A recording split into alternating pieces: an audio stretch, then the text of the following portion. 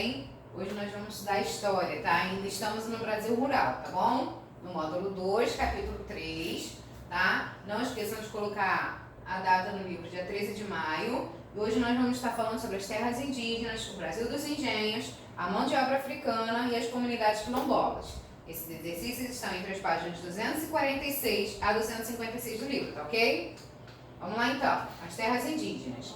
Todo mundo sabe que antes do Brasil ser descoberto, quem é que morava no nosso país?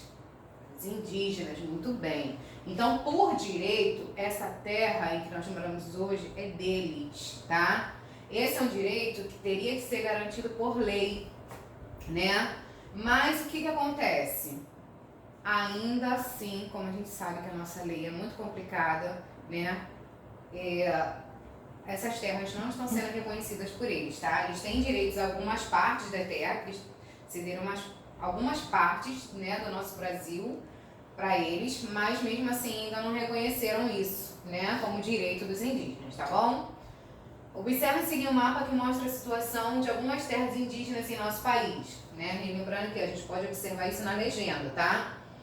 Essa parte em roxinho são as partes que estão em estudo ainda para ver se vai ser essa terra dos indígenas. A parte verdinha são as partes que já estão demarcadas, ou seja, que eles já têm direito, né? A parte em marronzinho é a parte que ainda está em homologação, ou seja, ainda está em processo de liberação para os indígenas. E essa bolinha aqui são as áreas com uma pequena partezinha só, que é aqui, ó, no caso do Acre, no Mato Grosso, tá bom? Que eles têm uma pequena partezinha só dessa terra, tá? E aí, eles lutam por seus direitos, tá? Eles não deixam de lutar pelos seus direitos, né? Eles organizam protestos para que eles possam ter direitos à terra deles, a serem respeitados, né? Algumas vezes isso é valorizado e outras vezes não, né? Como em qualquer protesto que nós vemos por aí, tá bom? O Brasil dos engenhos. Na época em que o Brasil foi descoberto, lá no ano de 1530, os portugueses passaram a cultivar cana-de-açúcar no Brasil, para a produção de açúcar, tá? Nesse período, o açúcar era um produto muito valorizado, ou seja, por ele ser muito valorizado, ele era também muito caro. Hoje em dia a gente compra um produto de açúcar baratinho, mas naquela época não, era um produto tipo valendo ouro mesmo, preço de ouro, tá? Então ele tinha um preço muito elevado, gerando altos lucros para o nosso país. Né? Naquela época foi um produto que trouxe muita riqueza para o nosso país, tá? O local de produção açucareira era chamado de engenho, tá? Aqui já colocou a foto do engenho, né? Aqui tem as etapas de produção de açúcar e o engenho, tá?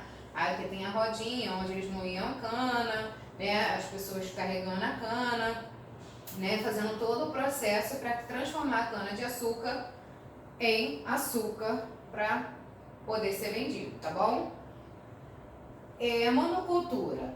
Quando a gente fala em monocultura, a gente está falando em cultivo de um único produto, tá? Por exemplo, a pessoa vai plantar café, é só café. Então ela tem uma monocultura, ela tem cultivo de apenas um único produto. A pessoa vai plantar cana, ela só vai plantar cana, então ela tem um cultivo de um único produto. Se ela plantar cana e café, já não é mais monocultura, porque ela já tem dois produtos, tá? Então, naquela época, o que prevalecia no nosso país era a monocultura, ou seja, era o cultivo apenas do açúcar, né? Eles pegavam a cana-de-açúcar e transformavam em açúcar. Então o açúcar era o único produto que era cultivado nas fazendas, tá bom? Vamos lá, a mão de obra africana. Logo no começo, eles utilizaram a mão de obra indígena, né? Eles utilizaram os índios para fazer a extração do pau-brasil, né? Mas a longo prazo os indígenas não aceitaram mais serem escravos, né? A trabalharem para os portugueses, e aí eles precisaram de uma outra mão de obra, né? Que fosse a nível para eles barata, né? Que não tivesse custos. E aí o que eles fizeram? Eles trouxeram pessoas da África para trabalhar na condição de escravo nos engenhos, tá? A escravidão no Brasil quando eles traziam as pessoas da África, essas pessoas, elas não recebiam salário, elas moravam em senzalas, em péssimas condições, tanto de limpeza quanto de alimentação. Eles sofriam maus tratos, né? Eles eram bem assim, tratados como se fossem bichos mesmo, sabe? Acho que nem bicho, porque até bicho é tratado melhor, tá? O regime de trabalho em que uma pessoa se torna propriedade de outra, exercendo tarefas em condições de exploração e violência, é chamado de escravidão. No Brasil, milhares de indígenas e africanos foram escravizados em um regime que durou cerca de 300 anos. Olha quanto tempo durou a escravidão no nosso país, tá? Só que, por que acabou a escravidão? Porque muitas pessoas lutaram e resistiram a isso, tá? Os africanos, eles resistiram à escravidão de várias formas, tá? Por exemplo, quebrando ferramentas e incendiando as lavouras, como a gente pode ver aqui, ó. Eles colocaram fogo nas lavouras, tá? Eles quebraram ferramentas, eles fugiam, tá? Eles fugiam para um lugar chamado Quilombo e lá eles faziam a vida deles lá, tá? Muitas das vezes, muitos morriam, né? Por conta da fuga, eles eram mortos, tá? Mas eles resistiram para que não ficasse mais acontecendo a escravidão no nosso país, tá? As comunidades quilombolas, como a gente já falou, né, dos quilombos, era onde eles fugiam, onde eles tinham refúgio, tá? E o reconhecimento dessas comunidades quilombolas é de extrema importância, pois além de assegurar o sustento de muitas famílias, ela também garante a preservação da cultura, das tradições e do modo de vida dos afrodescendentes quilombolas. Tá? Atualmente existem centenas dessas comunidades espalhadas por todo o Brasil. Tá? Vamos conhecer algumas delas. Tá? Aqui, ó.